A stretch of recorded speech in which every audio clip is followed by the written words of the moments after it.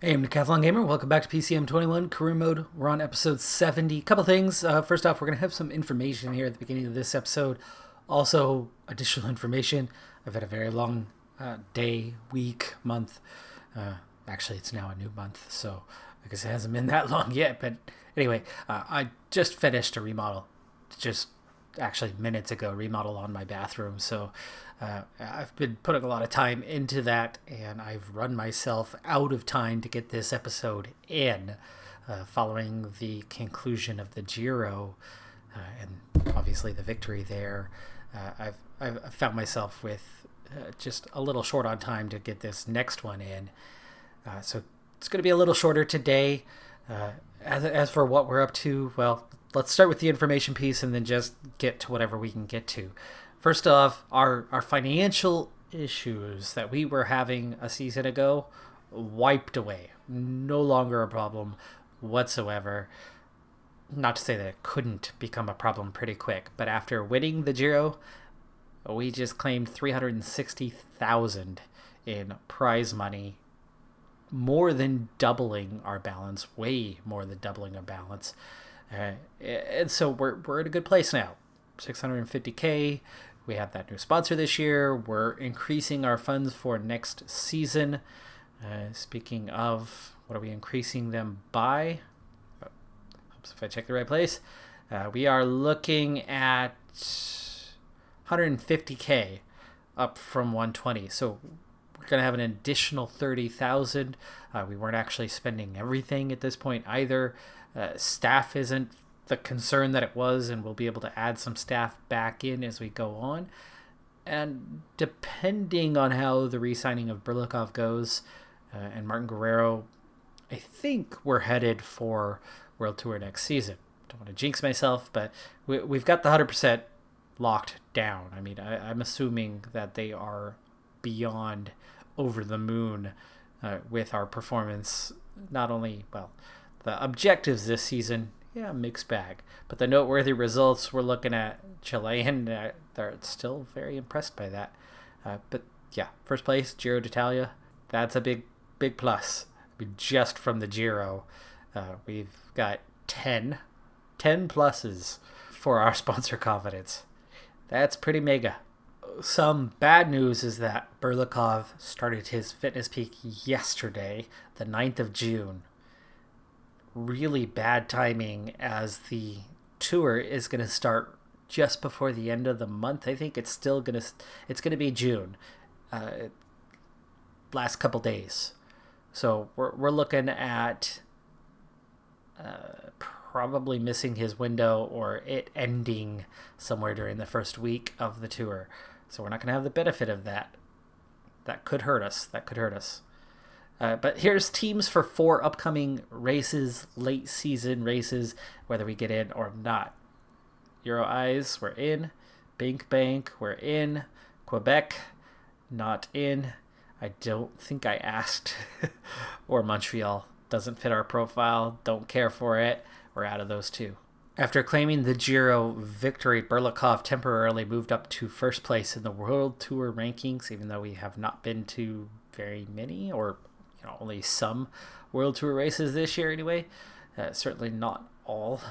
But Roglic and Carthy, after a strong Dauphiné, just eclipsed him to move into the lead. But depending on how we do with the Giro, if we were to say, take first place at the Tour, you add that to the Giro total, that 2 Tour victories probably would be enough to claim the top rankings.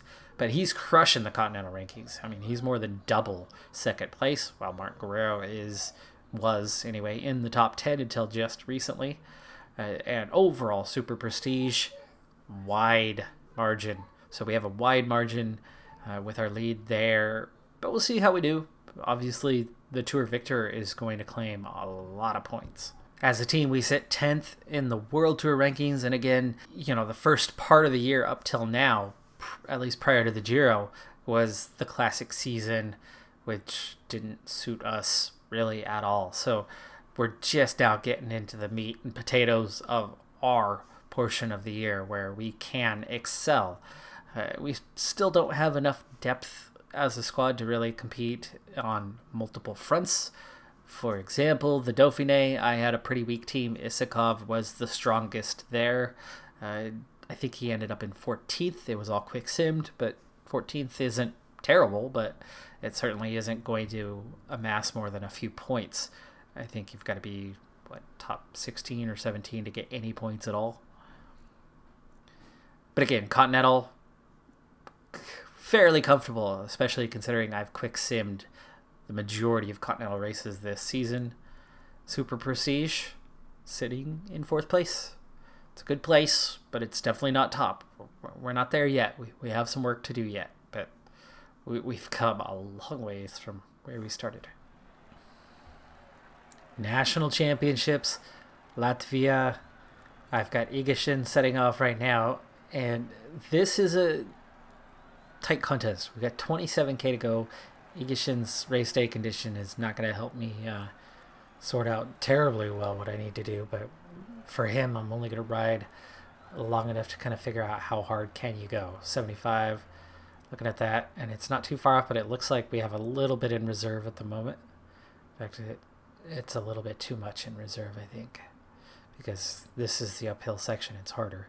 There's a little slight downhill section, which means you can go even harder through there. So just try to get things ready for Berlikov. Berlikov, neck and neck with Nealon's. He's got 1 better on his overall time trial rating. He's -2 on his resistance. Looks like 79 is about where he needs to be. So setting Berlikov up for that. He was supposed to have a +1 race day condition. It looks like we might be on a 0, though that could be a +1. It is. Okay, it's a +1. The funny thing is he's actually got a -1 modifier that's giving him that +1 because he's in the middle of that fitness peak, which should give him a +2. But because he just came off of an objective, he's got a -1 because he's got that rapid fitness drop, and he's right at the end of that window where it's going to start to rebound, but it's brought him down to 87% or something like that in fitness. 79's looking pretty good. In fact, Igashin is doing fairly well for still being on a 79 himself. We might push just a hair harder and try to go with an 80.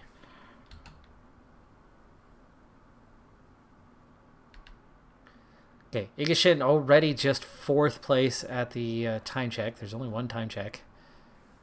He's not last, at least. Nealon's is top. Berlikov is 3 seconds down at the time check. 3 seconds is super close. Lipin's also just 7 seconds down. I have no idea why the game's lagging when there's only 6 riders in the field, but okay.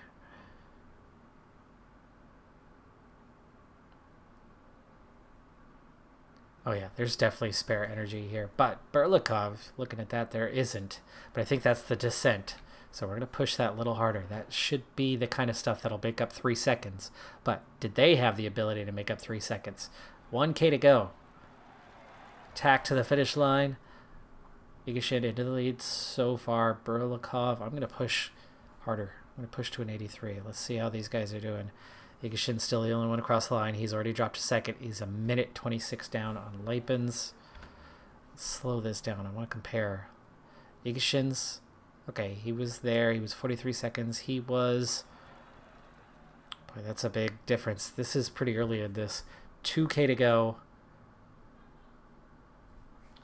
Push to an 85, okay? The best push to an 85. time has just been beaten. Islands goes top. That's the one we got to beat. Final kilometer. Coming up on the line. Coming up on the line. Tack all the way. Oh, same time? Are you kidding me? Same time. Oh. Wow. If I rolled him up to that 99 10 meters earlier, it might have been the 1 second he needed. He had enough to get 1 more second. Just enough energy to get 1 more second. We almost pushed him right to the limit. Wow, same time. So close. And we move on to Lithuania now. I've got 3 riders here. All 3 have a shot, none of the favorite. It's going to be tight among the top 5 or 6 riders. So we'll see what we can do with this one. 30 kilometers to cover. And Narbutas and Luko both setting off first because we're the only team with more than one Lithuanian rider on it. So it does hurt us a little bit on having to go so early and back-to-back. I don't get Narbutas to kind of set things up. Now, Narbutas is the weaker one of the trio. He would have needed a +4 or 5 to really do anything. But it does look like a 79 is a pretty good pace. This thing is quite flat, but there's that little lift or little downhill at the very end. So I'm hoping that that slight downgrade will conserve a little bit of energy, plus that, last 1 kilometer or so you're able to go. Oh, Ryabovas, -1 race day condition. Luko with that +2 is definitely where our hopes are lying. So 80, looking a little too hard. Back off. Ryabovas in a better place. I don't know what, the rain? The other race didn't have rain. Narbutas? Yeah, things are off here. He was well through the time check before we even saw a time, but let's set that up. Luko is 27 seconds ahead of Narbutas, but it's not about what we do with each other. It's about what we do compared to the others. I think 79 is getting us pretty close to where we need to be. For Luko, I think it's hurting for the others just a little bit. Venkis, the favorite, is on top by 26 seconds. Wow, he's well ahead of Luko. He must be on a +4 or 5.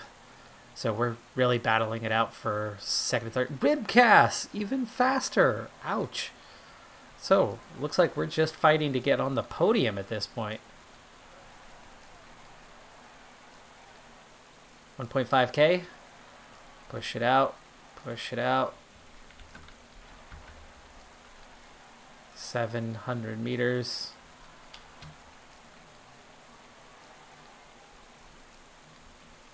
Luko, lead at the moment. They did have enough to pretty much finish things off, but we were 3rd, 4th, and 7th. Oh my gosh, this game is so laggy today. What the heck?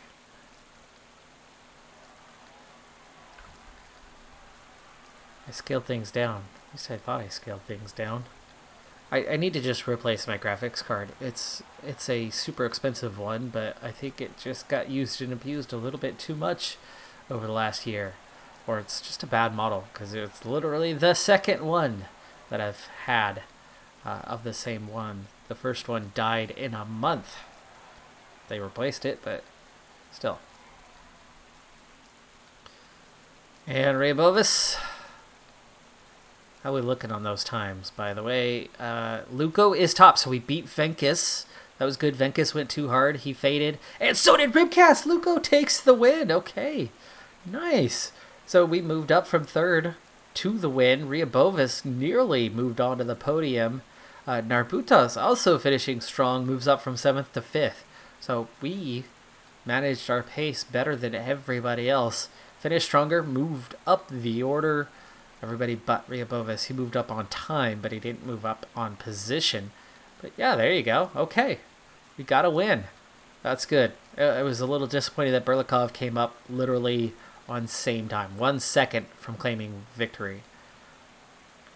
All right, folks, like I said, it was going to be a quick episode today. I know this one is very much on the short side. I don't know how much, if any, more of the time trials we'll have for the Nationals because, at this point, it's really not as relevant as it has been in years past. We're going to get a lot of jerseys. Plenty of them are going to be easy. Some not as easy. But there's very few occasions where it's neck and neck and could go any way. So that's one of those occasions. I don't know how many more we'll get. We'll do some more of the road races, though. Those are a little exciting. Plus, you see that jersey way more often than you see the individual time trial one.